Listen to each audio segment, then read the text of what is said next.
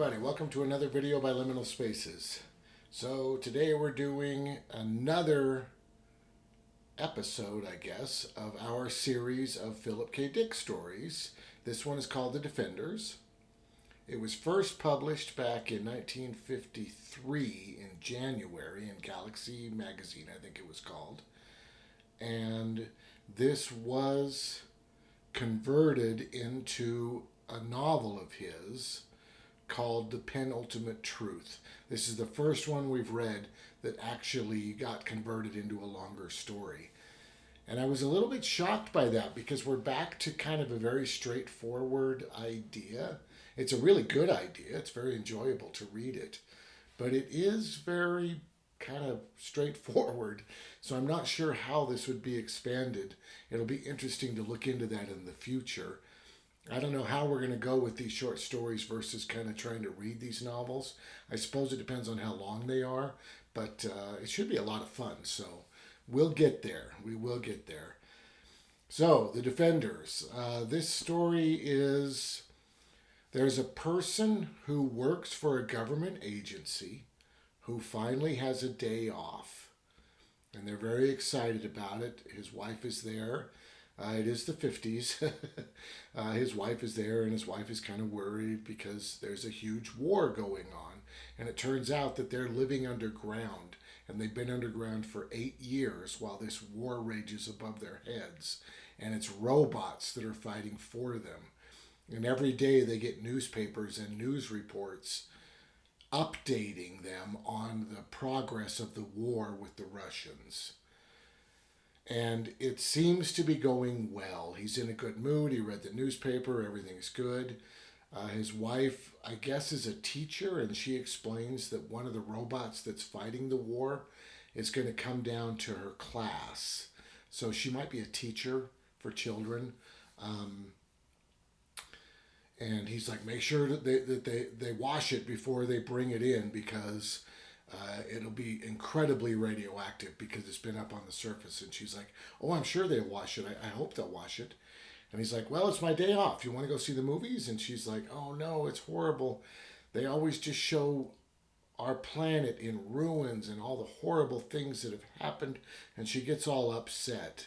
And that makes him upset. And then suddenly the phone rings, and it's his boss. And his boss is like, I need you to come in here immediately. And he's like, oh, great, now I don't even have a day off. So he goes, gets a taxi, takes off to the office. And the boss is like, we're going to go see this robot. A robot is coming down from the surface. We're going to stay on this side of the lead shield because we're not going to bother to wash it or anything. We just need to interrogate this robot and find out what is going on up there. So the robot comes in, it gives a little report about how terrible it is and all the radiation and everything. And the guy, his boss, is like, we don't get to see what's happening. We only hear your reports. And that could cause mistakes. We need more evidence about what's going on up there. And the robot's like, it's terrible. You don't even want to know. It's so bad. And he says, okay, I get it. Fine. And he says, I want you to inspect this new piece of metal that we found. And they pass this, or that we made. They're creating stuff down there for the war. And they send it up to the surface for the robots to use in the war. And he says, we've got some new metal that we've created for shields and stuff. I want you to take a look. And when the leady grabs it, it shocks him. And he's deactivated for a moment.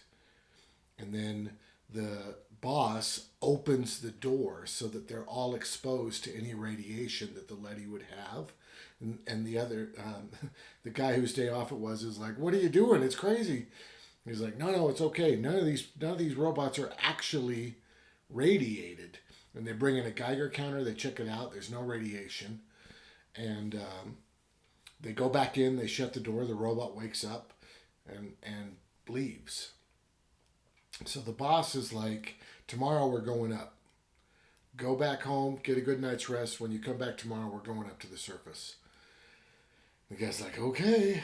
And he goes home, and he can't tell his wife because it's classified, but his wife figures it out. she's like, "You're going to the surface, aren't you? I can tell just by the look on your face." And he's like, "Stop fretting. It'll be okay. It's my orders." And she's like, "It's terrible. I'll never see you again." And he's like, "Oh boy." So they go to bed, and then the next morning when he's waking up, there's all these reports of a horrible Russian attack. So he calls his boss and he's like, "Are we going to cancel this? Because there's been a horrible Russian attack." And his boss is like, "No, we're going up." He's like, "Okay." So he gets in a taxi, goes off to work, and when he gets there, the boss explains that the three of them are going to go up alone, and then 15 minutes later, 15 guards with guns are going to come up the elevator. That's the plan. So they go up alone, and at first the robots are just working and doing stuff. They're moving things around. And then some of the robots see them and they're like, "Oh boy." And they come over and they're like, "You can't be up here. You're going to die. There's radiation." And the boss says, "Nope, nope, we don't care. We want to see the sun come up. Is the sun up?" And they're like, "No, no, it's still night. It won't come up for a couple hours." And he's like, "Fine, we'll wait a couple hours. Take us to a place." So they went up the tunnel and it led to a warehouse. They're not outside, but they are on the surface. They have lead suits on, and they're like, "Those lead suits are only going to last like 50 minutes before you die." And they're like, "It doesn't matter. We want to see the sun come up. Take us to a place where we can look out a window and see the sun come up." They're like, "Okay." So they take him over to this small room that has a little window in it. And they're also demanding that they meet with the council or something, I think they're calling it. I guess there's a bunch of robots on the surface that formed this council, and the council talks to the humans or something like that. We never see them, so it doesn't really matter. But they're asking for that and to look out the window and see the sun come up. So they get in the room, they're looking out the window, it's dark outside, and a couple robots come in and they're like, "The council's on the way, but we really, really want to ask you to go down because if you stay here, you will die." And they're like, "No, no, we're staying. We don't. We're going to stay here." And they're like, "Please, I insist, come with us now." And they're like, "Okay, fine, we'll go." And they go walking out towards the tubes. And just as they get to the entrance, the robots realize another elevator's coming up. And of course, it's the soldiers. The soldiers jump out with their guns. The robots freak out and they start, I guess, kind of attacking them. The robots have orders or are built to not shoot humans or to hurt humans. I'm a little confused by it. One of the characters gets stepped on by a robot. And I feel like some of the soldiers die. But I'm not really clear about that aspect. The robots, I think, don't hurt the humans, I guess. So a lot of robots get shot up and killed. And finally the robots are like, "Okay, fine, you can stay. You win. You can stay." So they say, "Okay." So the robots take them actually outside of the warehouse, not looking out a window, but literally outside. And the sun starts to come up and they realize, of course, that the planet is beautiful. There's forests and they hear a rooster and there's farm buildings and it's kind of paradise, right? And they're like, "What is going on? Why didn't you tell us about this?" And the robots are like, "Well, we figured out that humans need to fight to grow. So, at first, you have a little tribe, and they fight another tribe. And then those two tribes end up kind of melding together over time. And they form a little town. And then that town will fight another town. And then those two towns kind of form into a bigger city. And then they'll fight another city, and then on and on and on. And we realized that we need to get you through this war. You need to think that it happens so that you can become sick of war, because this war is special, because this is one hemisphere of a planet versus the other hemisphere of a planet. So after this war, you will be one planet. So we want to get you through this war to the point that you're disgusted by war and you become one global civilization so that this is your last war. But you came up too early. And they're like, well, okay, thanks for letting us know. We're going to go back down. And the boss is like, this is great because I'll bet the Russians haven't come up yet. So if we come up and take out all these robots, we'll be able to beat the Russians by going there and we can go down their tubes, right?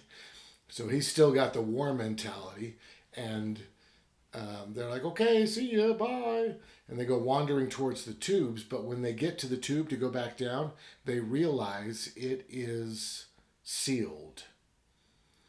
Now, Philip K. Dick doesn't go into great detail about this, but it is sealed in a way that they can tell that there's no way that will be opened again for years. It's not like they just threw a metal plate over the top. The robots explained that they have these bombs that meld metal and stone together, and they were placed all along the tubes, all the way down, so they just melded the whole tube solid. So the humans realize they're not going back down. They are stuck up there. And then they realize that a ship has landed and that there's some Russians coming toward them. And they're like, oh my God, Russians, what are we going to do? And they have guns. They all pull their guns. And the robots are like, now wait just a second. These Russians came up their tubes about 4 months ago, before you guys did. And we had to seal off their tubes as well. So these are the Russians that are left, and they don't have any weapons. Don't shoot them. And we need you guys to learn to survive on the surface of this planet because we don't have any food for you. You're just on your own up here. We've kept everything nice, but we're not going to take care of you. You got to take care of yourself. And if you join up with these Russians, it'll really help. You'll have a more successful time. And they're like, well, I guess we're going to join the Russians and we're going to do this thing. And the Russians are like, great, we could really use your help. We've been up here for a while and we got a lot of work to do and it'd be great to have you guys helping us. I guess they speak the same language, which is lucky. And the lead character is like, oh, but I'm going to miss my wife. And then he's like, but if this goes well, and it seems like it will because these Russians are so nice and we're so nice, that it seems like the other humans will be allowed to come up soon. So I'll see her again soon. And off they go to live happily ever after in their new town. I really appreciate the sentiment of this story. I like that there is hope in the future. I don't know about this whole there's only one war once it's one half versus the other and then everybody lives happily ever after. I'm not sure how truly well thought out this future is, but I really do like the idea behind it. I really enjoyed this story. I feel like it's super cool. It's got some neat science. There's a point where they're like, but how are you making all these movies of all the destruction? And they take him in this building and all these robots are building these little tiny models. And they have little tiny cameras and they're like, this is San Francisco. And they look really close and they describe the San Francisco Bridge kind of looks like a spider web because everything is so tiny. Which I thought that was really cool. So they do all their filming and everything in there with these really tiny models. And it was enjoyable. It's an enjoyable story. And I like I said, I really appreciate the positive attitude toward the future. I don't know how realistic it is, but I'm kind of cynical about that anyway. So that's kind of a tough one. But this is a good one. This is a good one. I am interested to see what he would add. Because the crazy thing is, this story wasn't trying to hide anything. This is not a twist ending. The boss is like, those robots are hiding something. They're not radiated. The surface is not what they're describing. And I was kind of like, ooh, I wonder what it will be. I think it'll be really nice, but I wonder what it will be. And it was just really nice. There is no twist. There's no attempt at a twist. There's no hiding anything. It's very straightforward and obvious. So what would he add to really blow this thing out? I'm not sure. And it is an early novel for him, too, you know. But it read well. You can't distinguish between the characters, but that's a common Philip K. Dick problem. You know, I don't think it's anything that... It's not something that would make you stop reading his books. Do you know what I mean? Clearly, it never got fixed. Nobody really cares because the stories themselves are so good. It's okay that the characters kind of blend together because, I mean, like, I don't know the lead character's name in the story. I don't know the boss's name.